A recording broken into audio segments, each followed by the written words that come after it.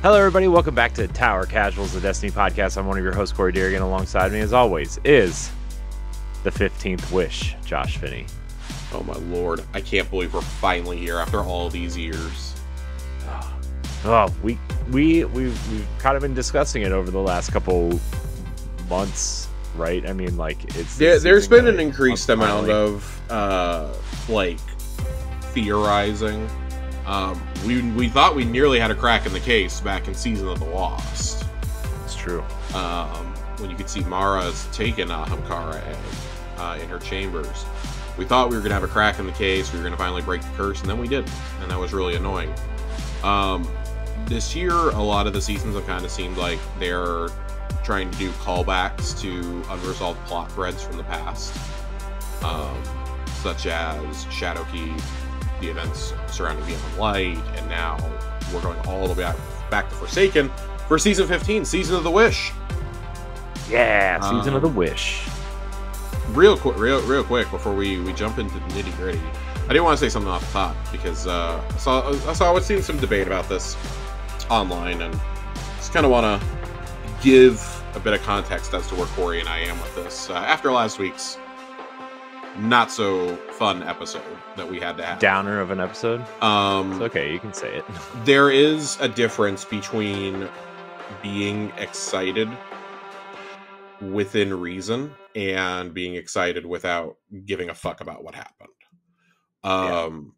We're excited for the story beats that we are finally going to see play out. We are excited for next season and the PvP changes we're going to talk about in the TWAB today. You can be excited for those things, but you have to keep in context what happened to get to this point, that the developers who are there are not the ones who fired the devs who are no longer there. Personally, I didn't really understand when people were like, I'm canceling my pre-order of the final shape. Like, I mean, man, if that's the stance you want to take, cool. I'm going to take down your gamer tag, and I'm sure I'll see you in the tower next June. But I think that, we can be excited, but that doesn't mean you stop holding Bungie leadership accountable. That doesn't mean that you stop making your voice heard and speaking with your wallet to a large extent. I think most of us already have the season paid for, so why would I not play the content I've already paid for? Right. Now, everything post Season 15, that's a totally different story. If you decide you don't want to pre-order Final Shape, hey, that's you. You want to get a refund? Cool. Like, I'm not. I did just sit here and mock you, but that's because I know how the Destiny community overall is, and say they're going to do one thing and then they go and buy it in secret and they're going to hide it on their Steam account or something. They're going to hide that in a bunch of porno games. Well, it's like when everybody was mad at Blizzard and saying they were going to boycott, and then Diablo 2 ended up being like the best-selling Blizzard, like the highest-selling Diablo game of all time or something up to that point. And I mean, I very much have the same stance there, though. It's like, yes, I can. Like, I personally chose not to buy Diablo 2 when it came out. When Diablo 2 Resurrected came out, that was right around the time of all the Blizzard controversies were starting, all the sexual assault allegations and sexual harassment stuff was coming out. They fired, the lead designers of Diablo 4 and the game director and all this. That's when, Rod was largely brought in to save the franchise, Yeah. That was we've covered that extensively on this show and others in the past. But like, I chose not to partake in Diablo 2 Resurrected over that. I still bought Diablo 4 when it came out, and it was the whole thing. Like, there was a bunch of debate around that this summer. Like, if you buy Diablo 4, are you saying that this is okay? And I'm choosing to see it as no, because I'm doing it and I'm enjoying the work of those who are still there. Yeah. Plus, like, I mean, I'm not defending or, accusing anybody of anything, right? This is like a neutral stance here. Like, you have to look at the people that are now in charge at Blizzard too. Like, Rod Ferguson seems like a stand-up dude, right? I mean, Joe Shelley, who's the game director of Diablo 4. Yeah. And so I mean, I didn't buy Diablo 4. I didn't buy it because of this. I didn't buy it because I'm not a Diablo person. But I still think you have to look at the leadership put in place there. And obviously there's still some probably some questionable people there, right? Or oh yeah, it's going to take years to flush them all out. Like that's the challenging job of Phil Spencer now, right? Yeah, but I'm looking at like they seem to be on a positive trajectory, and you want to support the good people that are there and the devs that didn't have anything to do with this, like the mid to low tier people who worked years on these things too. You know, I mean, anybody outside the C-suite.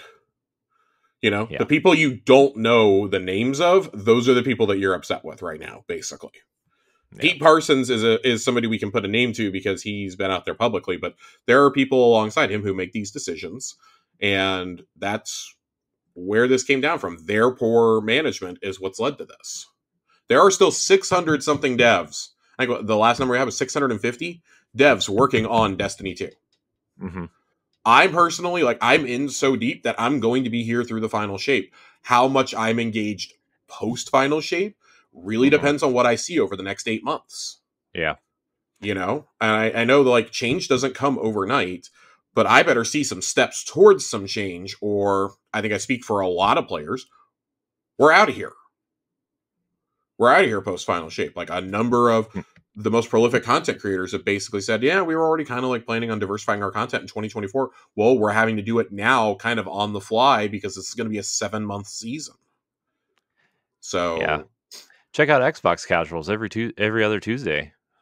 Yeah, except for this week because I got really sick over the last week. Yeah, for those of you who listen to both shows, we're just pushing it to next week because it lines up really nicely with the holidays though. So that's the good part. But yeah, so just a little bit of context here at the top of the show. Like, yeah, there's gonna be a little bit of excitement. I'm pretty pleased with some of the stuff we heard about in the Schwab today. It's some stuff we've been asking for a while. You know, Season of the Wish.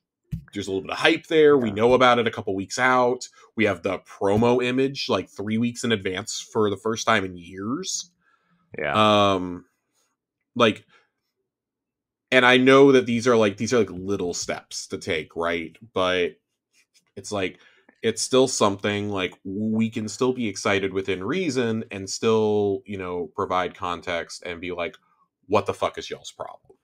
Right. So, and I want to say, obviously, too, like, what happens 9 months from now? Maybe we're super stoked because we had a 7 or 8 month season, right? Maybe longer, and maybe where that break will make us refresh and be excited for Destiny and like what we see happen between now and then too, right? I mean, we can't make that decision 9 months before the final shape comes out, but anyways. Yeah. Man, before we jump into the Destiny of it all, Grand Theft Auto 6 exists? Does it? Whoa. It does in fact exist. Jason Schreier reported, I think it was last night, Wednesday evening, it comes across Bloomberg Terminal, that Rockstar could formally announce it as early as this week, and they basically confirmed it. Well, they confirmed it in a tweet this morning. Yeah, they said early December, so I'm guessing that it'll be at the Game Awards. So that's an interesting conversation because I was laughing really, really hard when I saw that, thinking, yeah, the Game Awards is like the logical place, but like, if there's one franchise that could just upload a video to YouTube and Twitter and just leave it as a teaser trailer and not need any other marketing ever, it's Grand Theft Auto. Well, remember when Grand Theft Auto was about to come out, they dropped like 3 screenshots on Twitter and said Grand Theft Auto announcement coming soon or whatever, right? I mean, yeah. And I mean, like, it's crazy when you think like they've missed like the last decade of social marketing for this franchise. Mm-hmm. I think they really want to avoid another Red Dead Redemption 2 scenario here where they announce that they do this huge blowout and then they got to delay by a year. Yeah. If they're announcing it now, to me that screams they're ready to drop it in the next like 9 months. I bet it drops next summer. I've got August. I've got August and September circled next year. Mm-hmm. It's closer than I thought it was. I'm going to be honest with you. I thought at least 20. I thought maybe 2025, but I think they know that from the second that they confirm that this game is real and they give us the title and the location, that is going to be the most talked about game from now until the second it comes out. Yeah. It is literally, it is going, that announcement is going to break the internet. And I don't say Yeah. that lightly. Like, the other question surrounding it is, and this is like kind of a funny subplot, does PlayStation or Xbox have the marketing for GTA 6? God, I bet Microsoft tries to go out of their way It would to have to, get it that would be the marketing. most expensive third-party marketing deal in history. Yeah, except Sony already has like the Grand Theft Auto 5 deals in place. Like remember before PlayStation 5 launched or whatever, they were like They log in and do. get $1 million or whatever. They do. And I would go back to, because we had this as a as like kind of a teaser prediction for E3. Like, oh my god, what if they announce GTA 6? Like, there is precedent that Microsoft could have purchased it. Purchased the marketing rights, not the game. I want to be really clear. Yeah. The marketing rights. Of course, that Microsoft doesn't really exist anymore to go spend buku bucks. But as we've seen, getting people to associate, like the casual gamer, to associate your platform with a third-party game is pretty important. So I don't know. Like, if they were going to shell out for a deal, I could definitely see it being here. That's about as close to a slam dunk as you can get, I think. Yeah. Here's GTA 6, by the way, and there's an Xbox logo at the end.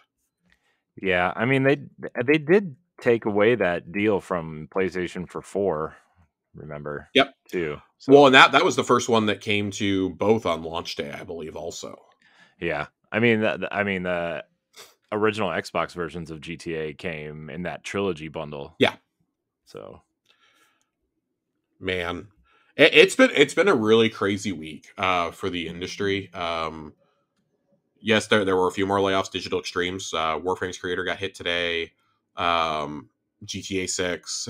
There's a Legend of Zelda live action movie coming, which sounds like a complete catastrophe. I know. When I read there is a 0% chance that this is a good movie. Yeah, I was talking to somebody the other day. Well, the day was announced. What was it? Yesterday, 2 days ago, whatever.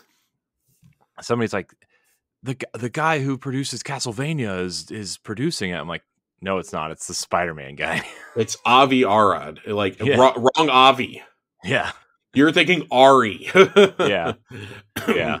Yeah, no, that one's bad. The director of the Maze Runner trilogy is doing this. And let me tell you, I sat through 2.5 of those movies before I decided enough was enough and I could be spending my time doing something better. Yeah. So not jazzed about that. I'm going to be honest. I have zero interest in this movie, but I didn't have any interest in the Mario movie. And guess what? I'll tell you something right now. I had more interest in the Mario movie because that was a CG movie. Yeah. That fit a little bit better. I mocked the Chris Pratt casting. Don't get me wrong, but like, this just feels really weird. All the people who have been honestly, you thought the controversy around Chris Pratt as Mario was extreme. You haven't seen anything. Link is going to have to talk for a 2-hour movie. See, if I was to do a Zelda movie, it wouldn't even be about Link. Link wouldn't even be in it until like the very end. I would center it around Zelda and Ganon's kind of takeover of Hyrule and the politics and the almost like the Star Wars prequel movies, but better. I'll say this. I think if you're going, so this isn't like Mario. You have to adapt a story with this. Mm-hmm. It's the only logical one for me is to adapt Ocarina of Time. That feels like that is the one that most gamers, and I would feel like even people outside of gaming, are familiar with Ocarina of Time. That is the Zelda and the Link that they associate with. That allows you to bring in Sheik, that you have the best version of Ganondorf that we've ever had. You get to bring out Impa can be in there. You get the Gorons, you get the Zoras, the Deku tree is in there. There's no way you're doing it without the Deku tree. Yeah. I think there's plenty of things you can do there. And you have adult Link. You have the oldest Link that we've ever gotten in the series. Yeah. That we know of. I think that Tears of the Kingdom and Breath of the Wild's Link definitely gives you a run for that. Yeah, but I wouldn't. So that's the thing, though. I wouldn't do a live action version of Breath of the Wild. Oh, you can't. You can't. You can't. So it's got to be Ocarina. It's got to be Ocarina because I think Twilight Princess is too controversial to, It's and too convoluted with the lore. You yeah. can't. You have to explain the summoning war then, and the imprisoning war. Mm-hmm. At least with Ocarina happens early enough in the timeline of the Zelda games that I think you can do it without any sort of controversy. You've got key things in the franchise like the Temple of Time, the Master Sword is there, Kokiri Forest is there, like I said, the Great Deku Tree. Phantom Ganon shows up in it, but like you can condense Ocarina of Time to a 2.5 hour movie easily. Yeah. You're just gonna, most of it's going to be spent with adult Link, just straight up. And I don't know I don't even know who you begin to cast as these characters. Like I saw people go, oh, Ganondorf, the casting of Ganondorf's going to decide it. No, I think casting Ganondorf is actually probably the easiest of the three. Yeah, get the Rock, paint him green.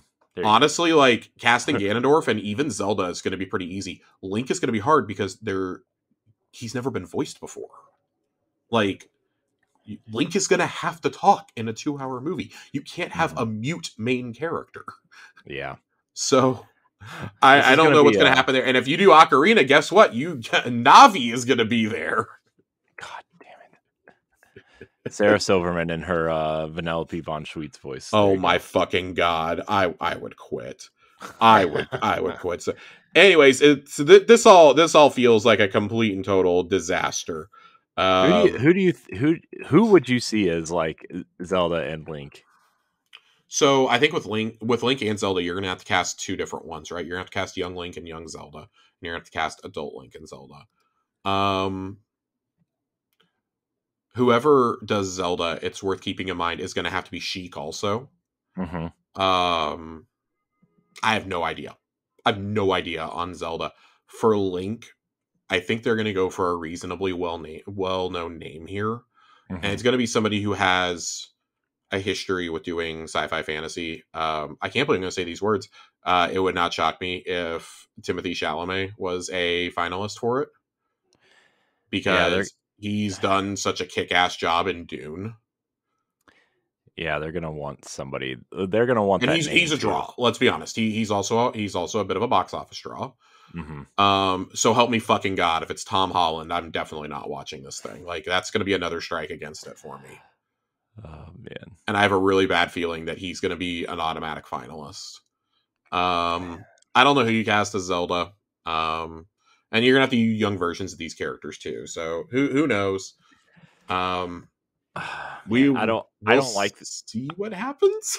I don't like this casting, but Florence Pugh is also a I mean, I would fucking love that because she kicks so much ass, and she's also like, not only does she kick ass, like she's a genuinely incredible actress. Yeah. Plus, like she she has that look where she could fill both roles too. Yep. That would be my pick. Would be good. And I mean, they already know each other. They worked on Dune. They worked on Dune Part 2 together, and they'll be in Dune Messiah. The only thing that like throws a wrench into both of these perspective like castings is they are also probably going to be signed up for Dune Messiah at some point. Which is not Denis Villeneuve's next movie. It'll be the one after. And I just have no idea what that does to like a timeline. Like you would need to talk to them pretty much right now. Now that the strike is over, you pretty much have to talk to them now. Yeah. And be like, so what does your Marvel deal look like currently also? Right. Because we'd really like you before you get called for Secret Wars and Dune Messiah. So that's going to take like the latter part of the decade. Yeah. Anyways, that's a really bizarre announcement. That was a really random thing to just drop on a Tuesday. They had to blow up somebody else's news. What else something happened on Tuesday, and then they were like, "Yeah, we're doing Zelda." So I don't know. Something happened that morning, but I don't really remember what happened. But so they dropped that news, and then like a couple hours later, Rockstar's like, "Fuck y'all! Here's GTA 6 announced." There's just some very weird things that have happened over the last week, but I guess we should probably turn our attention to Destiny. Yeah, I suppose, because I mean, if it wasn't for last week, Season of the Wish would probably be a huge deal, right? I mean, it would be a much bigger deal in my opinion. Oh, Fortnite OG hit 44 million players in one day last week. The biggest number Fortnite's ever had, but they laid off like 900 people a couple weeks ago. So, yeah, no big deal. No big deal. I was mainly looking to make sure that I hadn't forgotten anything over the last week. It's been kind of a busy week. One of the comments, of course, made last week was that we want the final shape to match Forsaken and the Taken King and the Witch Queen, and like people are like, I don't like, this isn't gonna match that. And just like based off the vibes that we were getting last week alone, and like, I mean, it's not unreasonable that they want to match or exceed that. Like, they know this has to be a hit.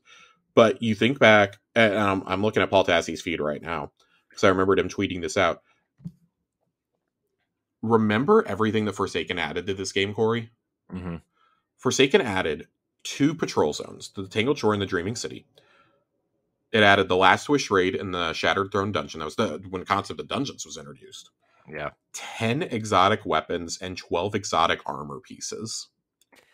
4 new PvP maps. 4 new strikes. 9 new subclasses.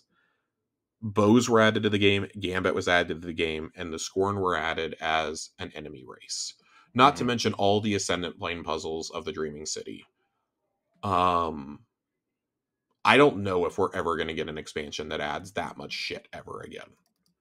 That was like the original Destiny's going to die if this isn't good enough. And remember, that content did not sell well enough for Bobby Kotick to deem Destiny is worth investing in anymore. Yeah. That's the wild part, even though it's universally acclaimed as the best Destiny has ever been. And I think it's because it was such a radical shakeup to what we were used to seeing with content drops. That was, we got a season pass for the first, maybe that's not a thing to be happy about. We got a season pass for the first time out of this also. And it's like, we finally got all this awesome content and how Destiny's supposed to be. And then they break off from Activision and we lose the support studios. And like, I think it's kind of like dawned on like even the more casual gamers, like how much we lost going forward. So I guess let's just go ahead and, man, let's just dive on in. Dive in head first. This is a catastrophe. Bricks on your ankles. Let's go.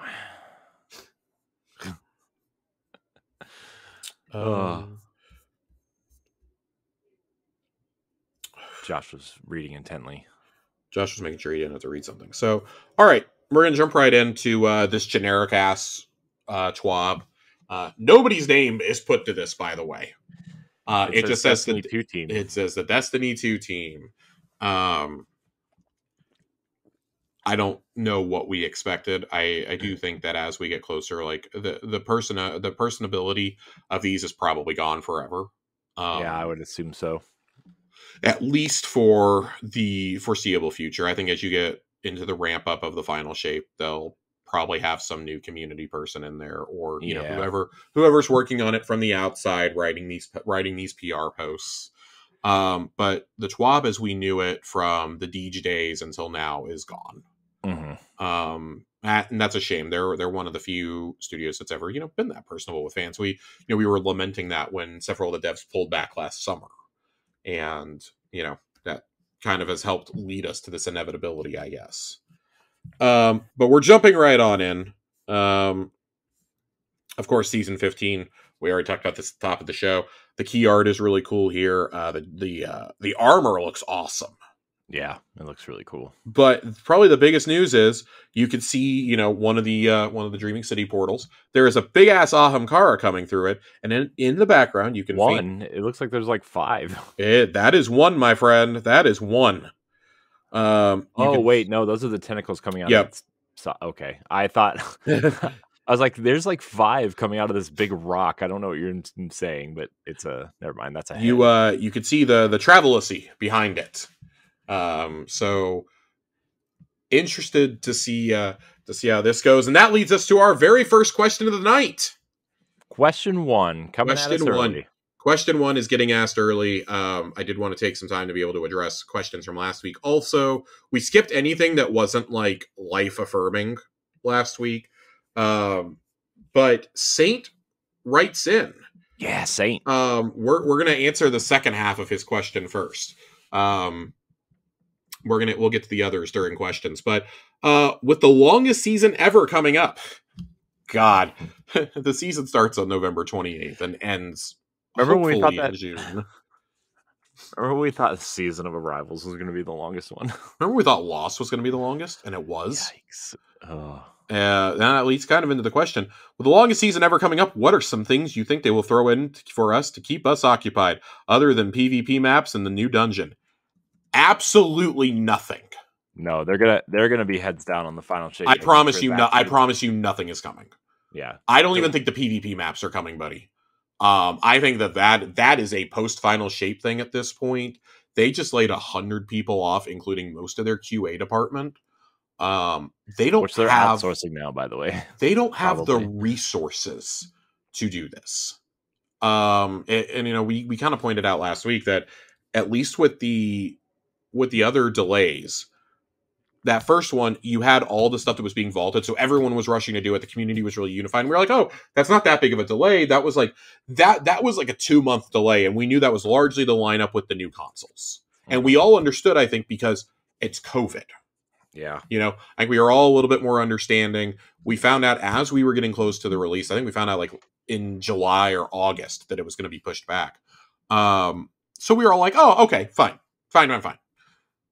And then it happens the next year, but the next year we knew the delay was coming from the very beginning because they told us in that State of the Game in February 2021 that, hey, the Witch Queen's not going to come out this fall. It's going to release in Q1 of 2022. So we knew in advance, and the most critical part is they knew in advance. Mm-hmm. They knew a year in advance they were going to push this sucker back, and we ended up getting the 30th anniversary drop in early December, which came with a dungeon and, you know, came with the Dares of Eternity and all those armor sets to get and the weapons to grind out in both that and in the dungeon. And okay, cool. That was basically like a mini season that they dropped there in the middle. Yeah. It's very clear that this delay is coming in hot. They don't have time to build anything else right now, unless you want. And I mean, we talked about this a little bit last week. There is the possibility that that Final Shape does get pushed to line up with the 10th anniversary. Yeah. If that happens, then maybe they have something else ready to go. But you would have to face the fact that if they build anything else narratively, they're going to have to figure out how to justify that in there as, oh, well, this was never supposed to exist originally. Why does it need to exist now? Right. If it tells a story. Probably your best hope is going to be updating older activities. Maybe they can peel a few people off to do that. Maybe the ones that were working on the QOL of the playlists that we're supposed to be getting anyways with the Final Shape. Maybe those QOL changes will launch early. I could see that happening. I could see them dropping that in like a February update, possibly. The playlist updates. I could see that happening. Playlist and economy updates. I do think a very, very big balance patch will be dropped in February or March. The only other things I can imagine is maybe you peel some of those folks off and have them work on revamping Dares of Eternity. Change the loot pool out completely, essentially. Make the weapons in Vault of Glass, Garden of Salvation, and I think those are the only 2 raids that we don't have craftable weapons in right now.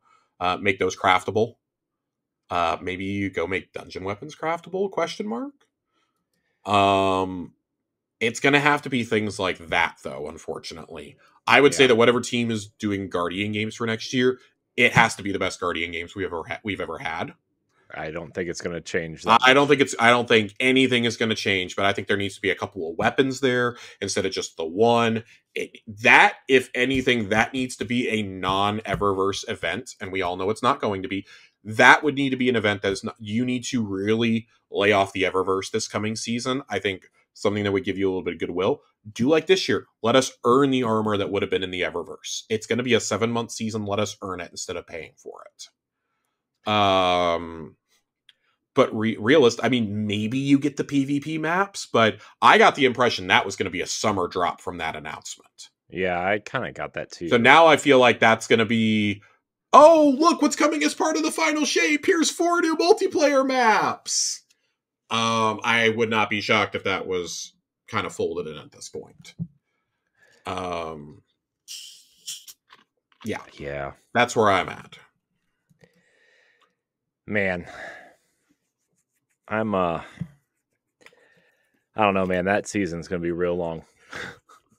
It's gonna be real long. I mean, it's gonna be hard for any like kind of live service game to fill 7 to 9 months worth of content anyway. Like if you know, without releasing some sort of expansion or something, right? Like it is and it isn't. I think like when you're a straight up MMO, it's a lot easier because you're not worrying about like you look at something like WoW or Final Fantasy 14 and like you're not having to like meticulously like tweak every weapon or every ability that's put into the game. I don't think like right, you can drop all these quests and like those games go a couple years without an expansion. And I know, but every update they put out has something that they're adding. Right, and that's what I'm getting at. Like, with a traditional MMO structure, that's different than like Destiny. And Bungie, like for all the praise we put on them, has never really cracked free content. They don't understand. We don't want to be nickel and dimed for everything. Like, I understand like games are more expensive than ever to develop, and you have 600 something people you got to pay that are working on this game, trying to pay the bills for Marathon at the same time. I really wish they would have focused on giving us the best possible version of Destiny that they could have without diving into Marathon so quickly. And I mean, Marathon's kind of been stagnant for like 4 years, apparently. It's been like in pre-pro and early production. That's not even come out till 2025 now. There's no Destiny 3 on the horizon, supposedly. Did you watch Paul Tassie's video? No, I didn't. I find his voice jarring. It was I love you, Paul. I love you, Paul. It was pretty interesting, though. I can't listen to a lot of people. I know. It's fine. I'm surprised you sit here with me for an hour and a half. It's okay. I love you, Corey. No, I did. I genuinely meant to listen to it. And that's why I was scrolling through his feed. I was really hoping he had transcribed it as an article. And maybe he did. X looks really weird on desktop now. I don't like it. It looks weird on desktop? I fucking hate this. I know. We're calling it X2 because of marketing purposes. Looks weird on Twitter. You have to click on fucking pictures now. It's so stupid. Oh, yeah. Yeah. I haven't updated on my phone in like 8 months, so it's still Twitter and it's still like the traditional functionality on there. And I will never be updating it. If they make me update it, then I'm quitting. Quitting Twitter. Yeah, that would be the thing to finally break my Twitter addiction. No, I mean we've said it for a long time too. Like Destiny 3 is like the only logical choice at this point, and for some reason the corporate suits don't seem to get that. Yeah. But at this point, like if you put Destiny 3 into production, you're going to be working on it for like 3 or 4 years. Like you can't just pump that out in 2 or 3 years. Back when Destiny 2 was coming out, Destiny 2 was supposed to be an expansion, and they basically grew it into, a full release, but it really didn't hit its potential until Forsaken. Yeah. I mean, that was the same with the Taken King too. The Taken King was supposed to be part of the base game. I'd say the Taken King's a little bit like you say, base game, but that meant it was at least developed in tandem with the main game. Right. They cut it when they went and made all those changes after firing Joe Staten and Marty O'Donnell. That's when they cut that out. And like, okay, cool. So like, that's when, Luke Smith, the architect of all the class, Luke, take this and run with it. And that ends up, being this really awesome idea. And, oh, great. We've got this. Destiny 2, you would have had a 2-year dev cycle, but Activision was like, no, you got to have an expansion out. That's what leads to Rise of Iron being cobbled together in like 9 months. And it seems like when Bungie is pressured, they put out some pretty great work, though. To be honest, like I mean, Halo 2. Remember, Halo 2 was a hot mess until like the last 6 months. Halo 2 is one of the most hellacious crunch stories I've ever heard. Yeah. You've heard Joe Staten talk about that, right? Yeah, I mean, he was very clear with it in the lead up to Halo Infinite. When he was kind of reflecting on his time with the franchise, he was like, "Yeah, that whole thing was a blur." I mean, remember the original level that they showed us in the very first public demo didn't even make it into the game. I know. He was like, "Yeah, we were all just kind of hoping the game didn't break, essentially." Yeah. And like when they were demoing it, like it was running at like 15 frames a second. Halo 2 ends where it does because they didn't have time to finish the game, essentially. Like, Halo 2, every implication I've ever gotten from reading is supposed to end basically with the Ark being found, or with Truth finding the Ark, essentially. Mm-hmm. Is where it was supposed to end. And, like, for the best, it did not end there. That would have been just as abrupt as an ending, in my opinion.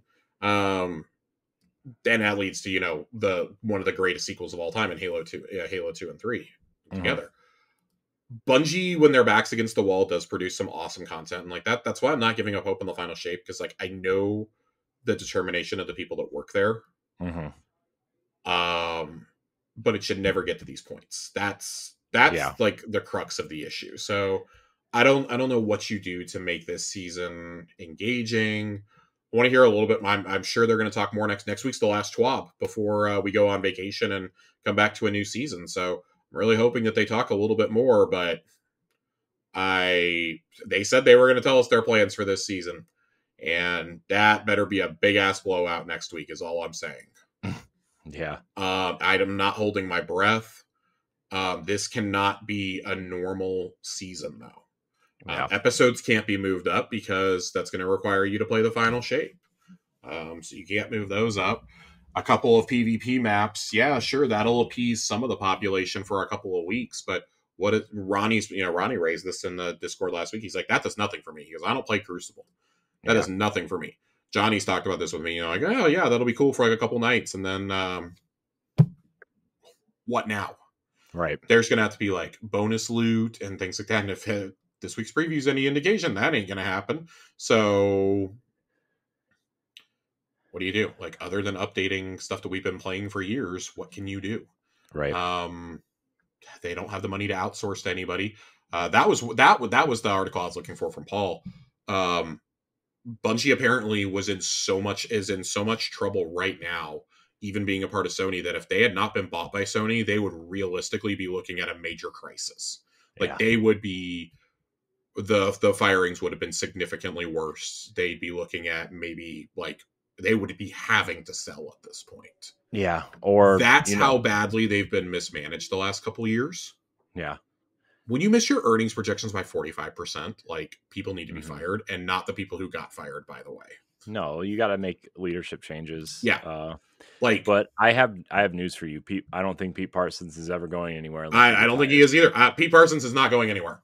Jason Jones is not going anywhere. And guess what? These problems existed when they broke off from Microsoft. These problems existed when they broke off from Activision. And they're happening now under Sony. But they are getting like more and more frequent, like earlier on into their tenure with these publishing partners or owners, in the case of Microsoft and Sony. And back in the day, we were like, Microsoft, fuck Microsoft, we're all on Bungie's side, you know, this and that. And like, they declared their independence and all that bullshit, if anybody remembers that. Jason Schreier does a really good breakdown of it in Blood, Sweat, Pixels. And then they go and they're underneath Activision, and very much the same thing, also covered in his book. And they're like, we're breaking out from Activision, and fuck Activision. And I mean, like, to be fair, fuck Bobby Kotick. All my homies hate Bobby Kotick. But, you know, oh my God. And then we were like, oh shit, they just lost Vicarious Visions and High Moon. Oh, maybe we should calm down here a little bit. Oh, man. And now, you know, with Sony, $1.2 billion for retaining employees, and that didn't happen. Which employees? This is just such hellaciously bad management. Yeah. I don't know how you come back from that, but that's neither here nor there. Let's dive into this TWAB. We've been going on for almost 40 minutes and haven't done the TWAB yet. Oh my God, we've been going for 40 minutes. Jesus 40 minutes. 40 minutes. We just spent like 20 minutes on Saints topic, and we had a lot of stuff to get out. The road to season 23, the Crucible Strike team. Okay, we don't need to do all of this. Let's talk playlists. We're gonna talk playlists first tonight. Playlists. One of the first things you'll notice in Season 23 are updates to the Crucible menu. We are reintroducing a new 3v3 quick play node. Introducing a new 6v6 quick play node that consists of 6v6 party and relentless. Rotating control modes in a new 6v6 unranked playlist. Revising which modes rotate through each mode. The updated nodes will prioritize different matchmaking elements, integrate varied gameplay rotations, and some will host PvP events like Iron Banner or Trials. Here's how each node functions. 3v3 Quick Play prioritizes connection and latency, rotates through weekly modes, will start in Season 23 with Elim and Showdown. Trials takes over this node on active weekends. 3v3 Ranked, which I'm actually really stoked for the changes to Ranked here, prioritizes rank for matchmaking, so skill-based matchmaking. But if rank and skill are widely different, it blends the two. Effects, comp, division, rank, random playlist including survival and countdown rush. 6v6 unranked. So this is where people are fairly upset about this. Because it's taking away just classic control being up 24/7. Yeah, that sucks. I don't think it's that big of a deal, and we're going to get into it here. Why I don't think it's that big of a deal. Prioritizes connection, latency, and skill for loose skill-based matchmaking. So basically, skill-based matchmaking is essentially like all but gone in 6v6 now, because it's not in quick play at all. Rotates through different variations of control. So control is always up, but it rotates through different modes, including regular control, checkmate control, sparrow control, and momentum control. Wait, what is sparrow control? Well, we're going to get into that a little bit later. And then 6v6 quick play prioritizes connection and latency, rotates through weekly modes, consolidates party and relentless nodes.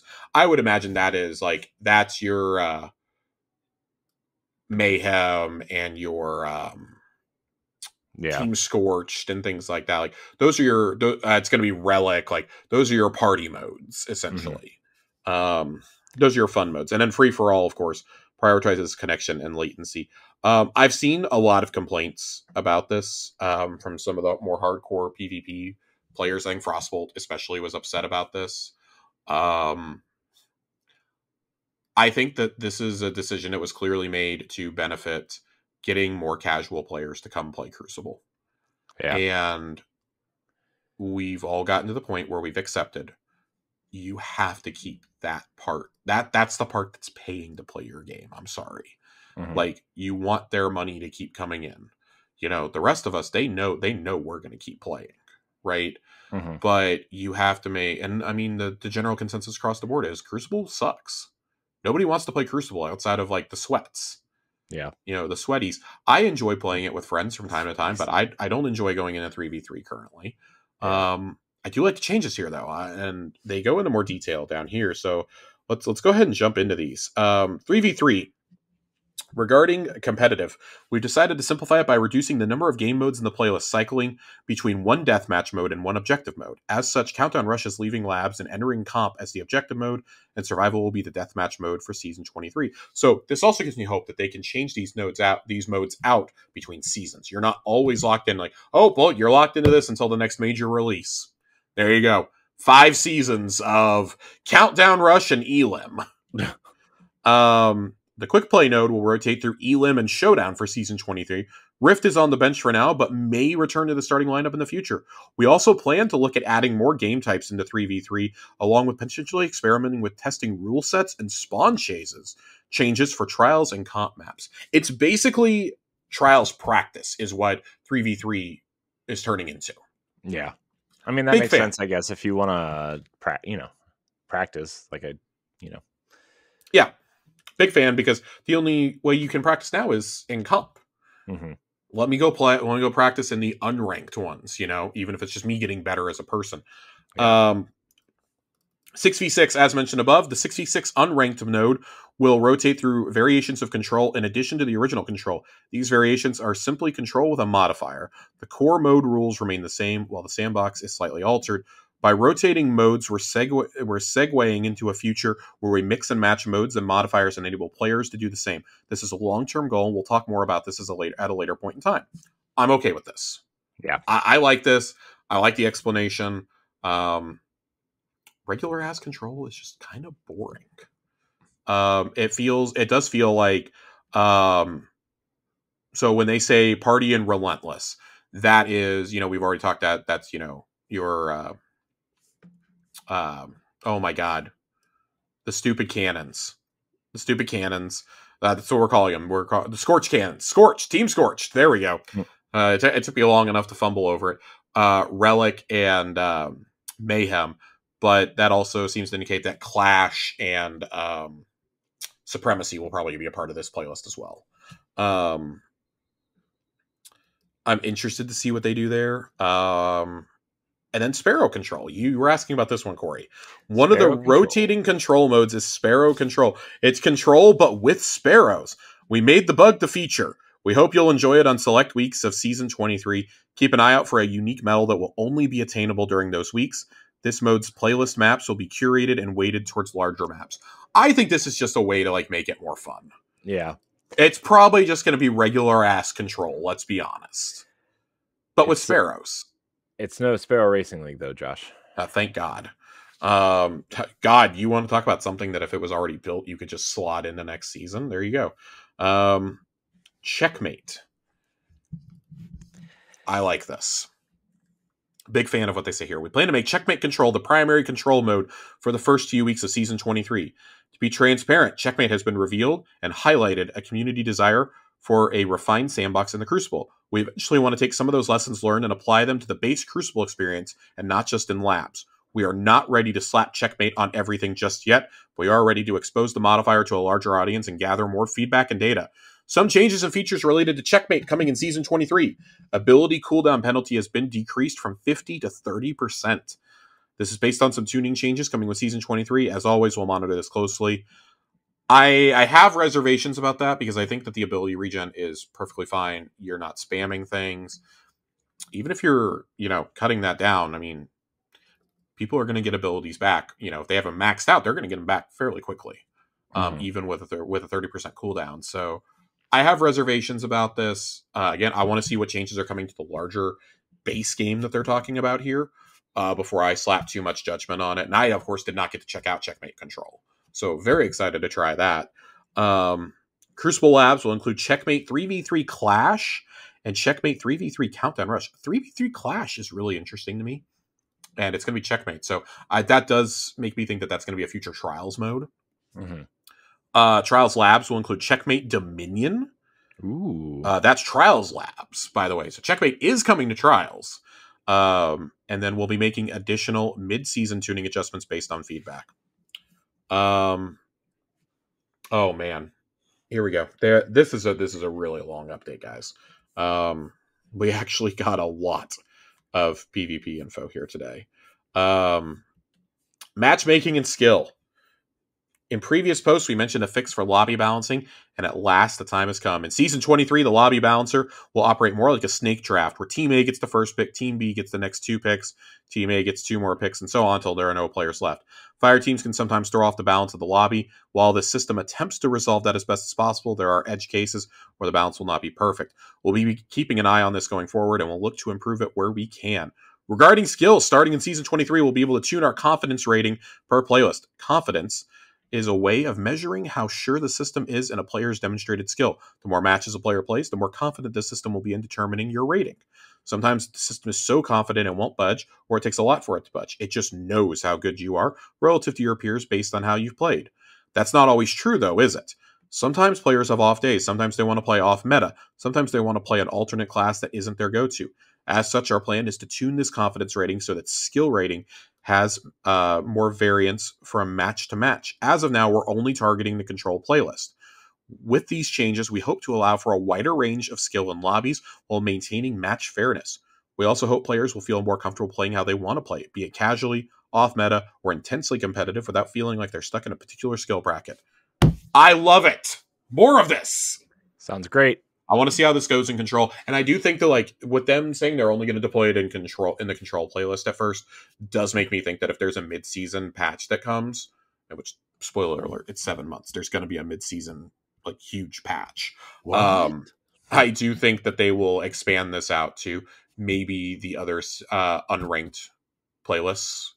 There's no reason why this can't go to the fun playlist and, like, maybe to that 3v3 unranked. No reason why it can't take those. I wouldn't be shocked if they deployed this in Iron Banner either at some point next season. Map spawning. Oh boy. Very excited. Oh boy. This release and the immediate future, we have tunings lined up for several maps, including Midtown, Meltdown, and Endless Vale. These changes will be subtle along the lines of previously mentioned Ultra Flame and Cauldron changes, which we read about that in a previous update, I believe. While these changes alone are not intended to completely solve spawn trapping issues, they are intended to work in conjunction with a set of changes planned down the line. Cool. Happy because, man, some of those really, really, really get out of hand. Specifically, and it's not mentioned here, which really frustrates me. I know it can happen in Midtown. It happens a lot in that. Oh my god, I'm blanking on the name. It's one of the Earth-based maps. It's got you get spawn trapped in A on that map. You can very easily get spawn trapped there or in B. In the back corner, but people can essentially just sit there and like shoot into the room constantly because they're so far down the lane that you can't even spawn. And that's long been a very frustrating map. If anybody knows what map I'm describing, it was a base Destiny 2 map. We've asked for it to be taken out repeatedly. It was taken out and then they put it back in, and we get it all the time now. Shouts because I can't remember the name. There's also a lot of comp changes coming, Corey. You still with me? I'm here. I'm here. I'm looking up. I'm looking up Destiny 2 Crucible maps on the Earth. Okay, Corey's gonna come through with the save for me. It's bothering me. So he's gonna come through with the save because I am exhausting my breath right now. Comp changes, competitive rank adjustments. We're making some changes to how rank points are adjusted post match. In general, we're simplifying the formula and putting more emphasis on wins and losses, which is what it should always be. We're removing performance factor. Wins and losses are what matters. Thank fucking God. We're removing inflation protection. We will no longer reduce your rank point gains if your rank exceeds your skill. We will retain deflation protection. So if your rank is below your skill, it will still accelerate you upward. We still expect rank to correlate with skill, but it won't be so heavy-handed. We hope these changes will make point gains and losses feel more consistent. Cool. Promotions and relegations. We are removing promotion and relegation series requirements for all divisions except Adept and Ascendant. Going forward, you will only need to prove your skill when entering the most elite of ranks or keeping yourself from dropping out of them. For example, if you are Platinum trying to reach Adept, you will enter a promotion series. Conversely, if you are Adept dropping down into Platinum, you will be able to defend your place via relegation series. In conjunction with rank adjustment changes, we hope to smooth out the climb to your intended rank while maintaining some amount of the prestige expected for upper divisions. Cool. I like this. This is part of what was keeping me out of comp. I didn't like the system. It was good in theory. I didn't like it. It can get really annoying, especially if you get stuck with shit teammates for like 3 matches in a row. Are you talking about Midtown? No. Nope. Okay. Nope. Keep going.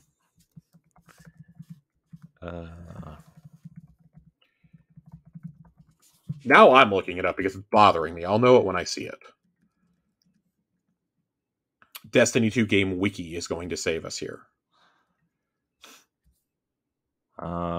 Rusted Lands. Nope, not Rusted Lands. It's not Rusted Lands. Dead Cliffs. That's what I'm thinking of. The Dead Cliffs is awful. Dead Cliffs. I fucking hate Dead Cliffs. The spawning on Dead Cliffs is the worst spawning in the history of Bungie maps, and that's saying something if you go all the way back to Halo. So, it's fine. Dead Cliffs is awful. Fuck Dead Cliffs. I had to play trials on Dead Cliffs a couple months ago. I was not happy about it. It was terrible. That's all right. Mode. You have to what? No, that I was mocking you. It was funny. Shut up. Proceed. What an asshole. You see what I deal with, people? You see what I deal with here? Oh, man. Changes to rules in Survival and Countdown Rush. Survival is going to get an increased respawn count from 4 to 6. Cool, that'll make it go a little bit longer. Countdown Rush, points to win have decreased from 6 to 5. We've decreased the round time from 120 to 90 seconds. Due to round time increase, we've also decreased the heavy ammo spawn time from 90 seconds to 60 seconds. Respawns and revives are enabled and unlimited. If the game goes 4-4, the final round will have the elimination rule set enabled and will show up as sudden death. Cool. Let's talk trials. This is maybe the most exciting change here, in my opinion.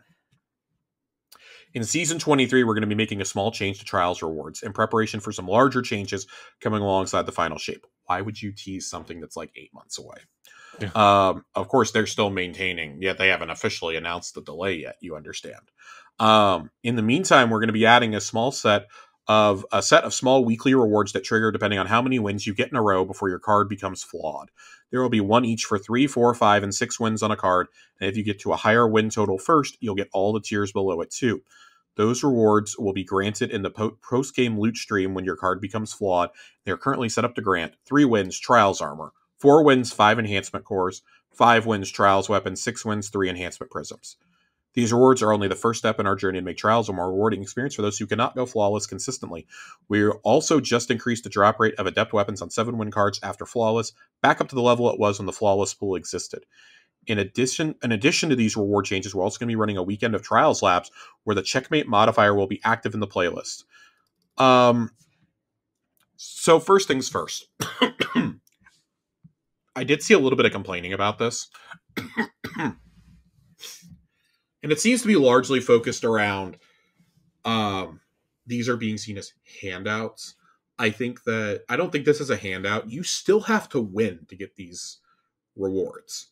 It's not like, oh, you can get those 3 wins on your card, period, and get these. You have to do that without going flawed. It's kind of in line with how Trials used to be in a lot of ways, with the 3 and 5 wins, respectfully. That's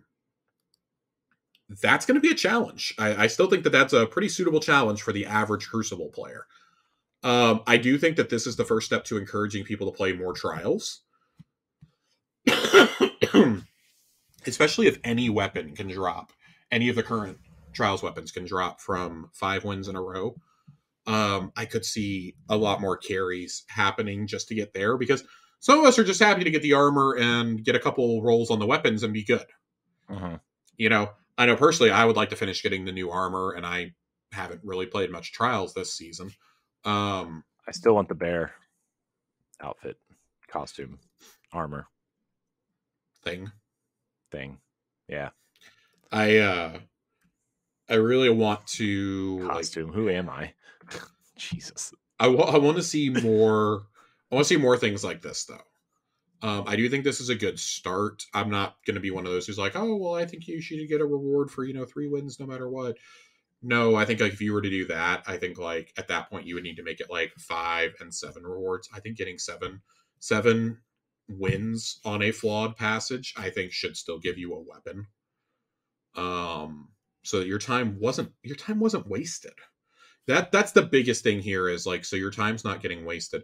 I do think it kind of sucks that you have to do 5 wins in a row to get a weapon though.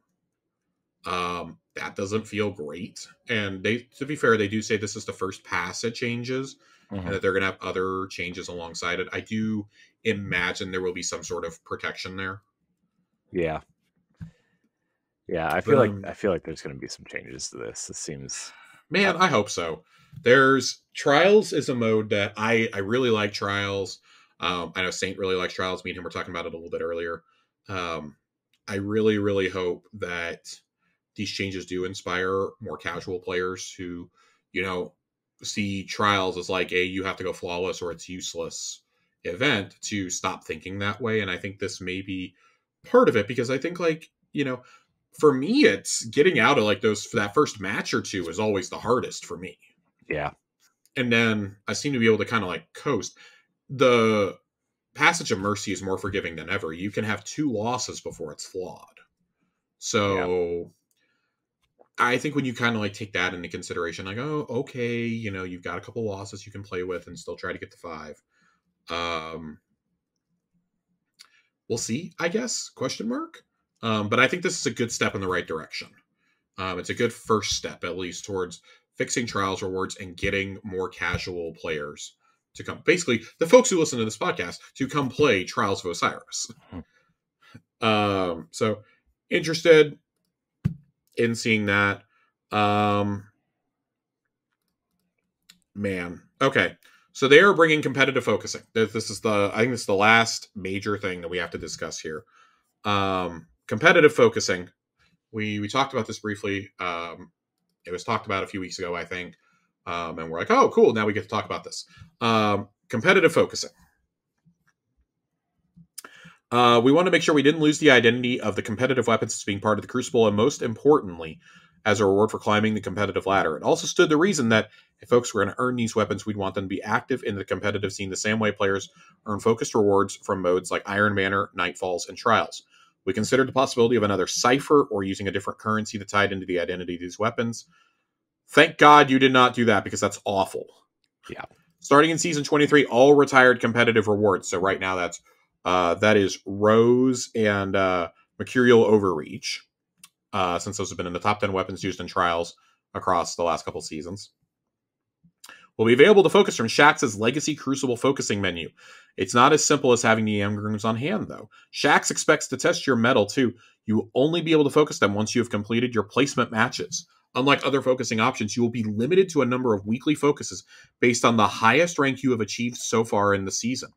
So, Copper 1, Bronze 2, Silver 3, Gold 4, and so on and so forth. The most you can possibly focus in a single week is if you get to Ascendant and you're focusing 7. At that point, if you're like an Adept in Ascendant, you're probably not focusing these weapons. Let's be honest. So that's cool. The cap on how many you focus can be changed midweek, but only if you rank up. Every week, to keep focusing, you're going to have to finish your weekly matches. Don't worry, though. We won't ever decrease the number of weekly focuses you can get during a single season. The max rank you earn will always be what we count against. So if you have a rough week or an unlucky streak, you won't be punished at the prize counter.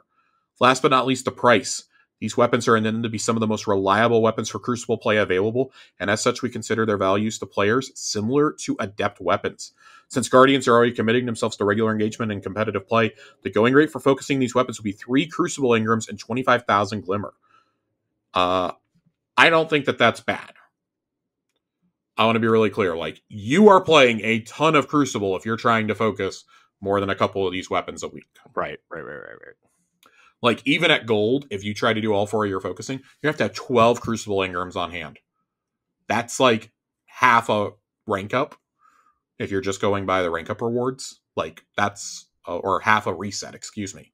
That's a lot. You're going to be playing a lot of Crucible if you want to do that.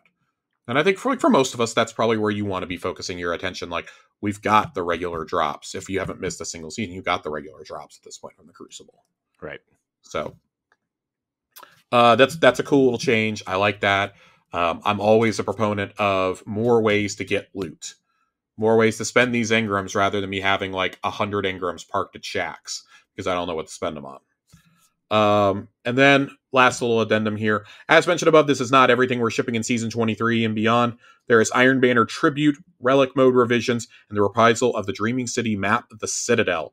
We're looking forward to sharing additional updates in the future, including increases in ritual activity post-match rewards, more Glimmer and enhancement cores. There's a lot happening, and there's plenty more we want to do, so pardon our dust as we keep improving upon the Crucible experience. Cool. I imagine that that's probably going to be part of a pretty big mid-season update outside of Citadel. Citadel is going to be there on day 1. But Iron Banner Tribute, Relic Modes, etc., I would expect that to be part of, like, again, a big March patch. Just for something, you know? Yeah. Yep. Let's talk about this ritual weapon, though, Corey. They're showing it to us early, which is a little bit weird. It's a caster frame sword. We're bringing a sword. Chivalric Fire will be the first Void caster sword. It can roll the Void perk combo of Repulsor Brace and Destabilizing Rounds, which will give high uptime on Void Overshields. It also has Attrition Orbs, which is a new perk in Season 23. Dealing sustained damage creates an orb of power. That's the definition of it. That's really cool, I think. Of course, this combos perfectly with Relentless Strikes. As always, you can take your pick on how you earn it between Vanguard, Crucible, or Gambit. Each path also unlocks a special ornament for the weapon themed by ritual. It's funny because the default of this already looks like a Vanguard weapon. Yeah. I really do think that the ornaments for this are, pretty obviously low effort, but they still look pretty cool. I'll never get over seeing the Crucible and Gambit logos on weapons. I just think it's so cool. Yeah. In addition to new ritual weapon, we have other changes to the weapon pools in Season 23. Of course, we told you guys couple weeks ago. Trials, the Immortal, and Astral Horizon are both going to be leaving. But, and this is where I was really excited. This is myself and Johnny got very excited over this. The Incisor Strand Adaptive Trace Rifle is coming to Trials. I'm so excited. We are getting a legendary Strand Trace Rifle before a legendary Stasis one. I love it. I think it's great. Nice. And then the Eye of Soul Kinetic Adaptive Sniper is coming back, and it's going to be part of the Cassioid Foundry, so that could actually have some really wacky perks this time around. Mm-hmm. This is the third time it's come back to Trials. So, apparently they've just decided, yep, fuck it. Some weapons are not worth bringing back, like the Scholar, but we're going to keep bringing Eye of Soul back. Cool. That seems to be kind of a recurring theme here, is they have one returning weapon and one brand new weapon. Iron Banner, the Dark Decider Auto Rifle, and Ganora's Axe Slug Shoddy are leaving next season. You'll have one final chance to earn those Tuesday at Reset. The final Iron Banner of the season starts. New, the Lethal Abundance High Impact Strand Auto Rifle. Very, very interested to see how this goes. Yeah, I want to see that. I want to see that. We love that. And then the Reese Walker Kinetic Lightweight Shotgun is returning. That's a fan favorite.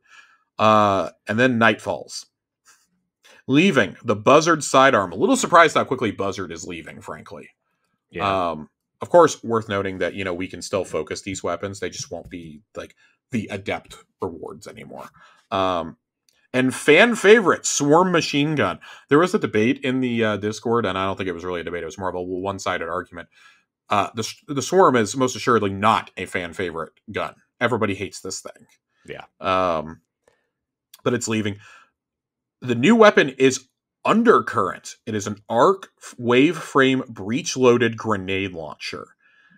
This could be really, really cool. This basically could be Salvage or Salvo, but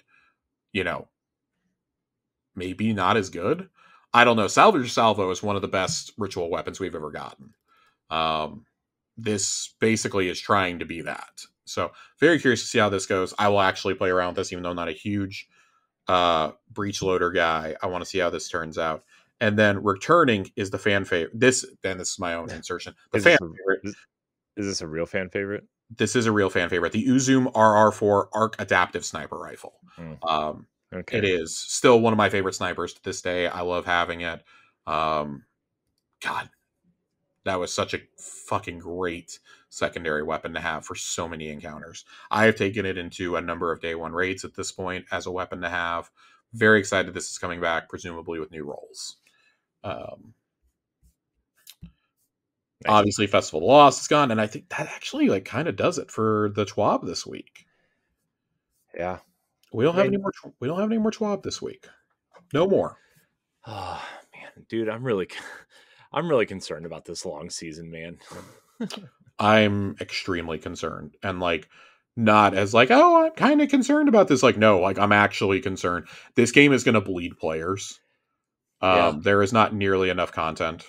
It's going to be bad. No, I'm concerned for the studio and the state of the game, and player count. If we have another year half as good as this year, nobody's going to be playing in March, April, May.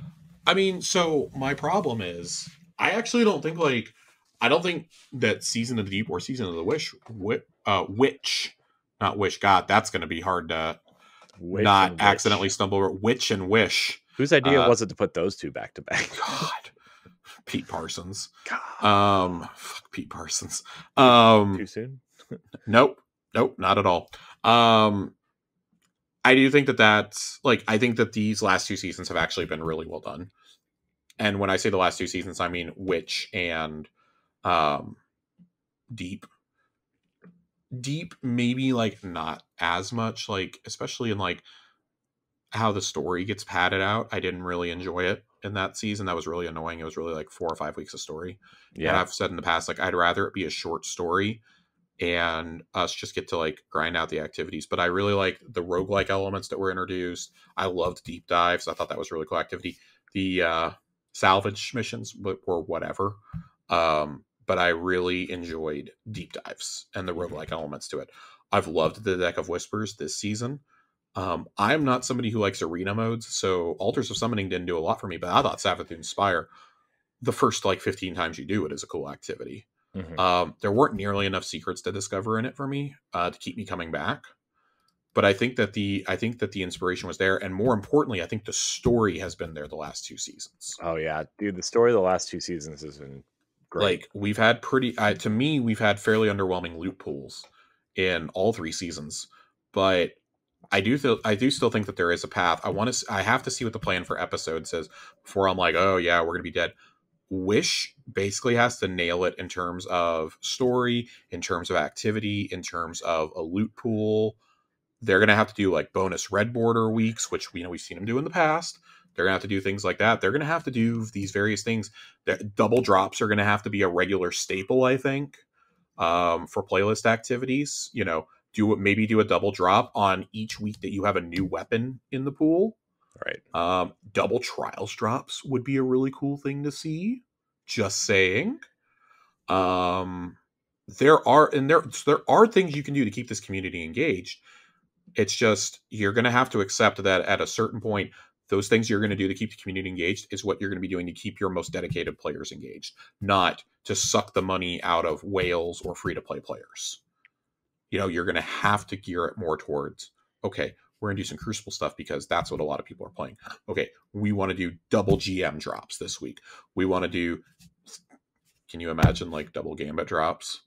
Like, there's various things you can do there. So I want to know what the plan is though. And it seems like we're not going to get that until at least, at best we're getting it next week. At worst, we're not getting it till after the holidays, right? Which really scares me because we come back from Thanksgiving. We've got 3 Schwabs before we go on Christmas break. Right. And that's 3, maybe 4, maybe we get 4. I'm looking at my calendar right now. 1, 2, 3. We got 3. We'll have 3. We'll have 3, and that last one's probably a nothing burger. So you really don't have too many more spaces to do it. Like frankly, I think we need a State of the Game post, even though we just had one back in August. I think that we need another one. You got to formally announce this delay, and I feel like the delay is something they're waiting until that first Schwab after the season starts to announce. Which, ironically, like we may or may not have an episode that day. It may be publishing a day early, of course. Shocker. I want to dive into some of the questions that we have, though. We have a lot of questions. We have a couple from last week, and we have some from this week that we want to go through.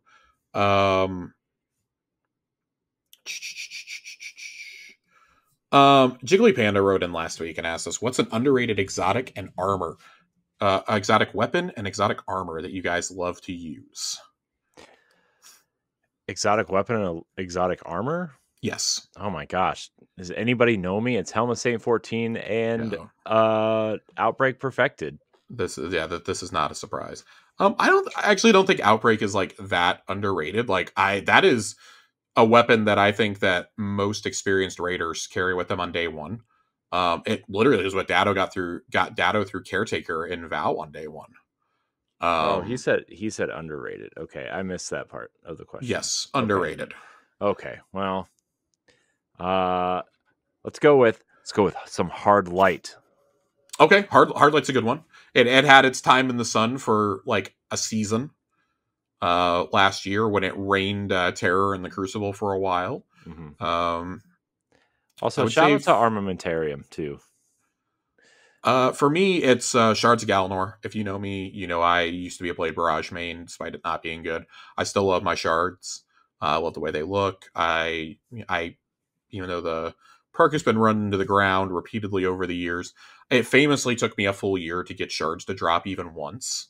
I never had it for the entirety of Forsaken, and then I got it the week before Shadowkeep. I got it, and the very next day, the Schwab comes out and they announced a huge nerf to it. So, yeah, I really do love Shards of Galanor, though. Underrated weapon? Exotic weapon that I like? I'm inclined to say Tommy's Matchbook, even though I don't like using it, just because it's a Tommy gun, and I think that's hilarious in Destiny. I wish they would do like a 1940s gangster armor set. Oh my god, no, dude. Listen, we've already had one sweater vest and khaki combination for hunters. I don't need another one. Um, I'm gonna go either Tommy's Matchbook or Grand Overture here. I think it's just hilarious to see a skinny hunter running around with a fucking Cabal turret. Um, so that's what I'm gonna go with. Um, this was actually written in last week, and we didn't address it. The Dr. NY wrote in and said, in light of the Bungie news this week, do you think that the Marathon project will be put on hold? No. No. It's delayed to 2025. They literally can't afford to cancel it at this point. They've dumped so much into it. Yeah. And so many people working on it. They cannot afford to cancel it. It's the same reason why people are like, oh, Destiny's going to be winding down. No, it's not. There's no, you know why? It's a consistent revenue source, regardless of if they hit their. It's their only revenue. That's what I'm saying. Yeah, no, I was saying when Marathon comes out, Destiny's keep going because it's a consistent revenue source. There's no guarantee that like Marathon's going to be a hit either. Yeah. So, nope, Destiny is here to stay for better or worse. Marathon is here to stay for better or worse. Speaking of Marathon, what are some other extraction shooters besides Tarkov? The Dark Zone and the Division. Rainbow Six Extraction, which is awful. The DMZ mode in Call of Duty, which Ronnie swears is good, and I don't know if I believe him. Don't believe Ronnie. I can't believe that guy. Nope. It's always your mods. You can't trust them. Nope. Can't do it. And then Titan Class wrote in last week. What are some good Destiny-like games in case D2 kicks the bucket? I play Warframe, but I'm looking for new things too. That's the funny thing. There are no other Destiny-like games. I mean, Destiny is a unique experience. I think the closest thing would probably be something like Monster Hunter or something. I mean, Warframe is probably your closest. Yeah. Like, I don't know. I would encourage anybody who is, when you're looking, Destiny-like games, you're not going to find anything else. But in terms of like a cooperative multiplayer shooter, I would encourage, it hasn't gotten any new content in a while, but Division 2, it can be had with its expansion for like $10 these days. Yeah. Corey, you already said Monster Hunter World. There's Monster Hunter World 2 is probably coming out in Q1 next year. Yeah. I would look into that. That may be too Japanese for some of y'all. I would look into that. I got a great one for you, Josh. Hit me. Outriders. I'm going to pretend you didn't say that. God, there were like 3 Destiny content creators that were like desperately trying to convince us, no, this game is actually awesome. It was awesome. It was not. It was my number 2 game of the year that year behind Halo. Oh my fucking God. Please play more games, Corey. I loved Outriders. It was awesome. I can't believe you. I never finished it, and I don't regret a second of it. World Slayers was pretty good too. I don't know what else you put here. Play some single player games. I don't know. I mean, it's definitely not the same thing, but I guess something like Borderlands or Tiny Tina's Wonderlands or something. Yeah, I mean, you could definitely play both of those. I was playing some Tiny Tina's and I was really enjoying it. Borderlands is fun for like 2 weeks. Especially if you have a group to play it with, it can be pretty fun. Yeah. I mean, I don't know. It's hard to find that game that can scratch the Destiny itch. Mm-hmm. I will definitely say that it is difficult. Nothing else really blends a shooter and an RPG together. I think that's part of why we all keep sticking with it, despite how much nobody hates Destiny more than Destiny players, right? Like it's that old joke. Like I've said it about Star Wars fans for years, right? Nobody hates Star Wars as much as Star Wars fans. Yeah. It can be applied here, right? Like we're going to complain and then we're still going to play it because there's nothing else quite like it with the gameplay, with the lore, with the weapon suite, with the modes, the raids, the Crucible, the gambit of it all. So, and also, have you all tried the finals? It's really fun. I did not play the finals beta. I agree that I think it looked kind of cool. The whole like AI voices deal really like threw me off though, and made me not want to try it. I didn't mind the explanation we got, but I think a game like that, I think, could actually harness AI really cool to have like AI kind of shoutcast the matches in real time. Yeah. I think that could actually be really cool. Yeah. But you know, so Josh, I pulled up a list from thegamer.com. Oh God. 20 games to play that are like Destiny 2. I want this list it's terrible, but I want you to give a thumbs up or a thumbs down. Well, I guess that'd be terrible for audio listeners. A yes or no, I guess, would be fine. All right, hit me. All right. Number 20 on this list, Outriders. Oh God. 19, Deep Rock Galactic. Okay, Deep Rock Galactic is not a bad game. I didn't say it was a bad game. I said Destiny-like. I mean, I don't know if I'd agree with that, but it will scratch that multiplayer itch for you. I'll agree with this one over Outriders. I'll put it that way. Oh man, Outriders is awesome. Play Outriders, everybody. Support People Can Fly. Give me number 18, Corey. Void Bastards. I have not played Void Bastards. Heard good things about it. It's a roguelike, dude. It's not. Why is this on this list? Number 17, World War Z. No! This one, 16 is even worse. Splitgate. Number 15, Alien Nation. Oh my God. Number 14, it's getting worse, Josh. Risk of Rain 2.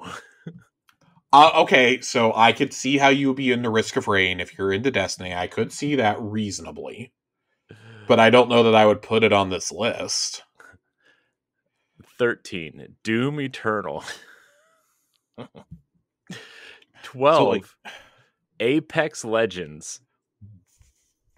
Oh God. So like if you're trying to like get that competitive and like 3v3 thrill, I could make the I know plenty of people who have played a lot of Destiny and really went on to love Apex. So it fits better than most of the other games we've read. Yeah, 11 actually makes the most sense, except the game wasn't good. Anthem. Oh my! There's no. When was this list published? Well, within the last year, because Outriders is on it. There is no way this person is actually making an argument that you should play Anthem. There is no humanly possible way. September 27th, Josh, it was published. Of this year? Yeah. Oh my God. Continue. Okay, I gotta scroll back down. Here we go. We're in the top 10 now, people. Yep. Number 10. First of all, it's Destiny 1. You can't put Destiny 1 on a Destiny-like video. Oh my God. Just continue. Continue. Also, the thumbnail in this article for Destiny 1, they used a picture of Forsaken. So I want to point that out. I don't think anybody at thegamer.com plays Destiny. I don't think so either. Borderlands 3. Okay. I agree with Borderlands 3. That's number 9. Number 8 is Monster Hunter World. Okay, yeah, we literally just gave that recommendation. Number 7 is Tom Clancy's The Division. Sorry. I mean, that's probably the game that has come the closest. That and Warframe are probably the two that have come the closest. All right, we're getting back to bad. Number 6, Halo 5. Halo 5? Yeah. Not even Infinite? No. Not even Master 5. Chief Collection? No. Not even ones that Bungie themselves worked on? Nope. Halo 5? Really? Yep. The one that made a lot of us quit the franchise? Ladies and gentlemen, I am drinking Halo Infinite Gamer Fuel right now. It is back in stores. At the top of the show. I'm still saying it again. I'm drinking it. It's a vintage 2007. I described this to Pappy Van Winkle of Mountain Dew in the Discord earlier this week. World Jukebox did not like that comment. He said I was wild for it. I am a little wild, let me tell you. Yeah. Even I will not tell you to go play Halo 5, and I'm drinking a fucking Halo soda right now, okay? Man, I wanted to like Halo 5 so much. We all wanted to, Corey. Dude. And then it came out. Dude, I remember I was looking so forward to Halo 5, and that morning I woke up to go pee at like 6 o'clock in the morning. And you saw the reviews. I saw Ryan McCaffrey tweet out like a terrible thing about Halo 5 and then the review, and I was like, oh my God. I was so heartbroken, and I didn't even have the game yet. So I saw those same reactions, except I had bought the special edition console, which I had been given a week early because of the pre-install for the digital copy. Mm-hmm. I was more crushed knowing that I now had to look at this Xbox for the next however many years. I'm very happy that the next year the Xbox One S came out. I bought one and immediately gave the Halo 5 Xbox to my girlfriend. Immediately. Just to get it away from me. And then we moved in together 2 months later. It's back. It was back, and it wormed its way into the bedroom instead of in the living room. No. Oh, yeah, not great. And it had the special sound effect for when you turned it on. It was really cool. I was really, really frustrated with it by the end, though, so I just sold it to GameStop. Oh, God. Corey, hit me with the rest of this list. All right, number 5 is Warframe, which we also talked about. Yeah. What the fuck are the top 3, then? PlanetSide 2. No. Titanfall 2. Killzone Shadowfall. No! And no! You are trolling! There is no way Killzone Shadowfall is number 1 on this list. It's not. It's number 2. Number 1 is Diablo series. Okay, so Diablo really did scratch the loot itch for me. And the multiplayer itch, it really did. But fucking Killzone Shadowfall? Yep. No! Mm-hmm. No! Go play Ghost of Tsushima! Go play, oh my god, what's the fucking game? Any of the modern Assassin's Creed games you could go play. No, it was the PS5 exclusive that came out like 6 months after the launch. It was from, Returnal? Returnal! Go play Returnal! Returnal should be on this list instead of Killzone! And I didn't even like Returnal! No! Man. Oh my god. The gamer has some real Screen Rant vibes going on over here. Brother, did they like bring somebody from Game Rant over or something? Like, oh my lord.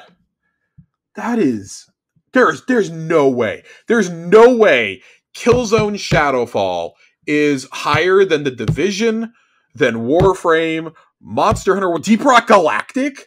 Yeah. Like, in the year of our Lord, 2023, on a list of the best games to play outside of Destiny 2. There is no way. Let me tell you something. I played the first mission and a half of Killzone Shadowfall. That game plays and feels like a fucking 2010 shooter. Because guess what? It was made by Sony. Sony does not make good shooters. I mean, I liked it for what it was. I didn't dive in for the whole, As somebody who played it further on in the PlayStation's lifespan than I care to admit, it has not held up well. I mean, it was better than Knack. That's not saying much. Better than Knack. Oh my god. Okay, we got to move to another question. I'm really upset that we actually took the time to read that list. I'm genuinely distraught. It was great content, though, Josh. Everybody's going to love it. Except for the person who doesn't like our show because we talk about sports too much. Listen, I'll have you know that we won the World Series last week, and I did not bring it up again this week. Okay, dude, you better believe. I went to the fucking parade, and I did not bring it up, people. Dude, you better believe if the Browns ever go to a Super Bowl, that's all we're talking about on any show. Ever. I got sicker going to the parade, and I sat in traffic for 3 hours trying to get home. Okay, listen. I have spent probably $300 in World Series merchandise over the last week. And it was worth every goddamn penny. All the money I would have spent with Bungie last week on various things pretty much went to buying World Series merch. I mean, yeah, but your team won. It's like when I bought all that Cavs stuff in 2016 and no longer fits because I got fat. Oh, dude, I bought fat sizes. I'm good. When I start losing weight, though, it's going to be a problem. But for right now, I'll have some nice ponchos if I ever start losing the weight. Ponchos, Jesus Christ. So there's a reason why I didn't buy any hoodies. There's a reason why I bought only shirts. So I can at least wear them at home, if nothing else. All right. Titan writes in, and I can't believe we haven't actually talked about this. Thoughts on the cutscene and the Embaro engine as a whole. So we'll start with Embaro engine, I guess. It was fine. I normally would be all for a puzzle, like a whole puzzle room, but I think it being drawn out as much as it was really frustrating. Yeah. too. I mean, I think they were interesting puzzles. Don't get me wrong. Yeah. But I was thoroughly underwhelmed by the first puzzle, so I was like, I don't really care about doing any of the others. And then I did them with Joasis and A1 Johnny the other night. I got like error coded 6 different times in under an hour, and I was really frustrated. I got error coded during the cutscene. Oh. Like, as the cutscene was about to start, I got error coded, and it was the most frustrating thing ever. I couldn't rejoin. It took me forever to get back, and we had to go back in and do the final puzzle again. I will say, I think the final room is awesome. That is a love letter to the puzzle solvers of Destiny Past, of Sleeper Stimulant, of Outbreak Prime, of the Corridors of Time. This is a huge love letter to all. I mean, to Outbreak Perfected also. Like, it is a huge love letter to exotics like that. And it's kind of a bummer that this doesn't end up giving an exotic. It did, however, give a shader and an emblem that both are really the shader especially is really cool. I encourage everyone to go do it. You have another 7 months to do it now. Go do it and get this awesome shader. But I don't know. It was cool. It was really funny trying to see like Datto. I went back and watched Datto's stream after I did it. We watched a YouTube video. We tried to figure it out on our own and said, fuck it, we're watching a YouTube video. Fuck it. But I kept getting DC'd, so we just wanted to get through it. I think it's a really cool puzzle. This is the kind of stuff that I love in Destiny. I'm just so like disconnected. I'll finish this season as the lowest I've ever been in a season. And I feel like I said that last season too. I have at least finished my pass, and we've got a few more weeks. I'm sure I'll go up several ranks playing Iron Banner and such, but Embargo Engine, it was cool. It came along way too late in the season, though. I think that's something that should have been in conjunction with the story. That would have made it really cool. Mm-hmm. But at the same time, I'm kind of glad that we had. But also, like, I feel like we got held up, that we did get Embargo, and then we didn't get any puzzles for like 3 weeks because of Festival of the Lost. Like, this whole stopping the narrative because we have like a holiday event going on. Really, that bullshit needs to be cut out. Mm-hmm. And I hope that's one of the big changes they make with episodes. But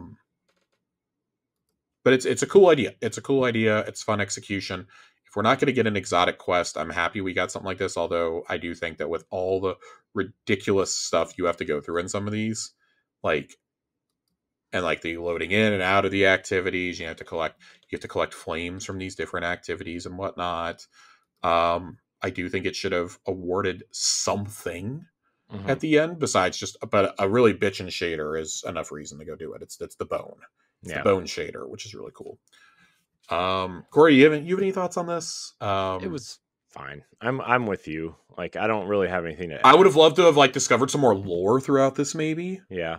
I do want to say, like, not that it was as bad or as difficult, but it gave me some real, like, remember the butterflies from the Infinite Forest that you had to like unlock a puzzle for or whatever that you had to shoot? No, I don't actually.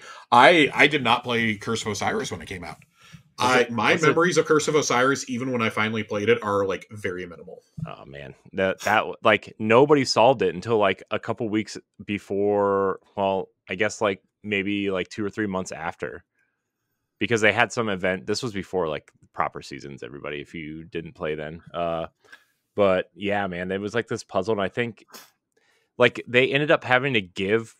Well, I think they gave influencers hints and stuff on where to go, and I think Datto was the first one to uncover it. And it was so I don't remember any of this. I remember Niobe Labs though, with Black Armory. Mm-hmm. I remember that, and that dropped on a holiday weekend, and that's why, ladies and gentlemen, that's why we don't get drops on holiday weekends anymore, because they thought somebody would crack it in the first day. Yeah. 4 days in, and people were slowly losing their minds.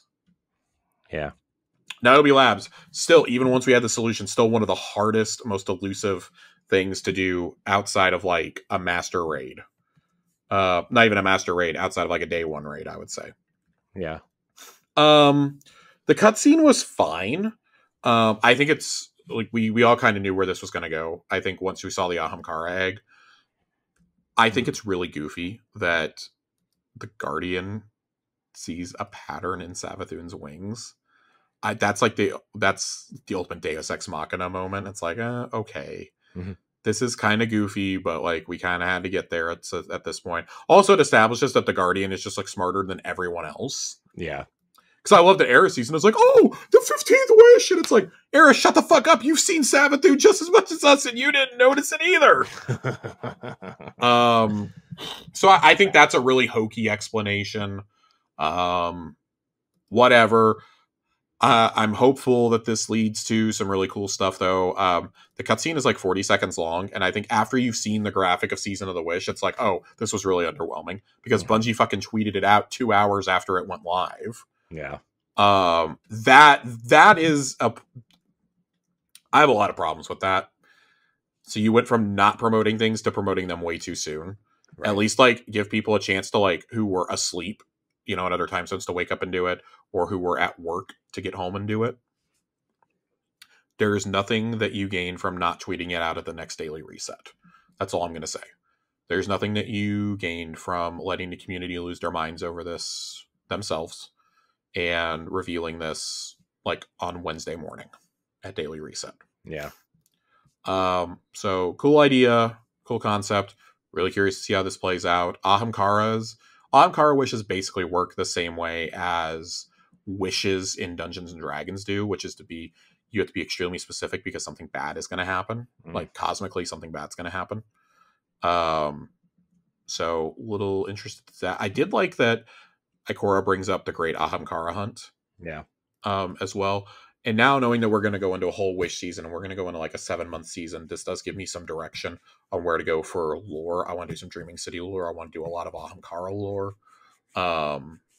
Bife has a 4-video series that's going to be coming out. I think it's already started coming out on Ahamkaras that he was already planning. Yeah. So that's cool. Glad that he's going to have that. I would definitely encourage that as a resource. We're going to go over some on this show. But yeah. Tiger Jesus writes in, what are some of your favorite movies or TV shows based around wishes? Based around wishes. I don't know. That Disney's Wish is coming out. Yeah, is this like some sort of like a meta commentary on it? I actually am really stoked to see that. Yeah, it looks better than some of the other stuff that's been. I'm very excited to see Chris Pine as a mustache twirling cartoon villain who sings, and his name is Magnifico. I actually know somebody who got to see it at a press screening the other day, and they said it's actually really good. So good. I'm glad. And I trust this person. So very excited for that.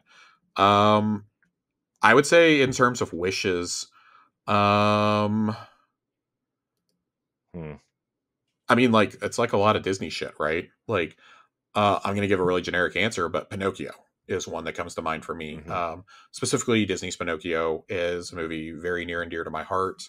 I personally think it's probably the best animation Disney himself ever did. Yeah. It has some of the most beautiful just animation. You could show me that, and I would be hard pressed to tell you it's from the 30s. Late 30s, early 40s. We're missing a very obvious one, Josh. What are we missing? Aladdin.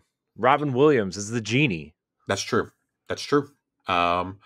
Aladdin is a good one. I mean, also another classic. Brave. I don't think I've ever finished Brave. Oh, it's good, not great. I would say a solid 7.5. A lot of Disney movies. Bruce Almighty. I'm gonna Bruce Almighty. Yeah. I'm gonna go Shrek 2 here. I'm gonna go Shrek 2. There's a lot of wishing that goes on. They steal the fairy godmother's wand, and they use the wishing potions and whatnot. Yeah. Hey, it's all worth it for the holding out for a hero sequence at the end of the movie and the giant gingerbread man. It's all worth it. Puss in Boots is great. The DuckTales movie. The Treasure of the Lost Lamp. Yeah. Let's go. Yeah. Let's go. That's a classic. In regards to TV shows, like, I don't know. Are there really like TV shows centered on like wishing? Or am I just like completely blanking here? I wish I had an answer for you. I'm gonna look some up.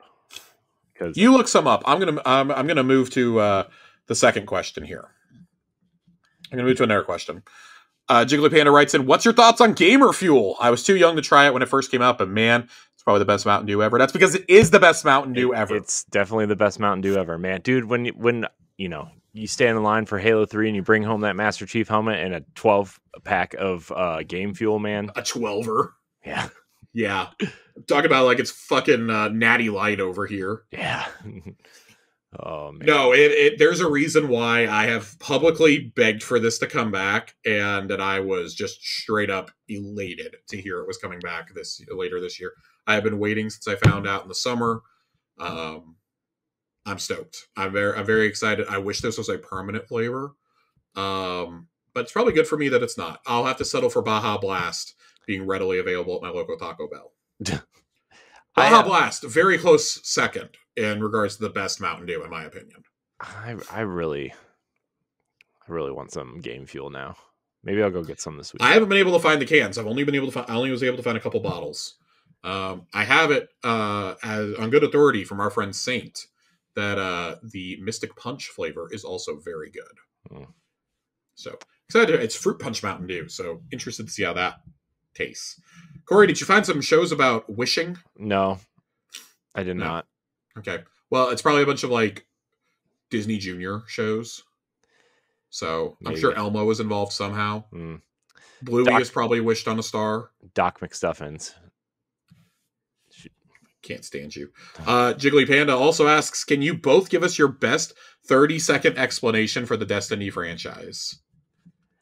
Read that again? Sorry, you cut out. Give us your best 30-second explanation for the Destiny franchise. A really fun hot mess. A fun hot mess where you play as a undead space zombie with wizard powers. Yeah. You fight aliens, dragons, robots, undead aliens, more undead aliens with a sword.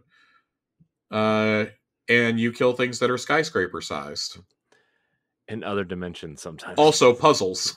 Yeah. Yeah. Also puzzles and cookie baking.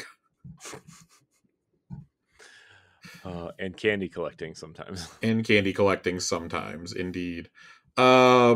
Saint asks us, who do you think is going to use the Wish? The Guardian, the Vanguard, Eris? It's 100% the Guardian. Yeah. Are you sure? It's the Guardian. There is nobody else that they're going to let do it. We have main character syndrome. It's us. Okay? It's absolutely the Guardian. That'll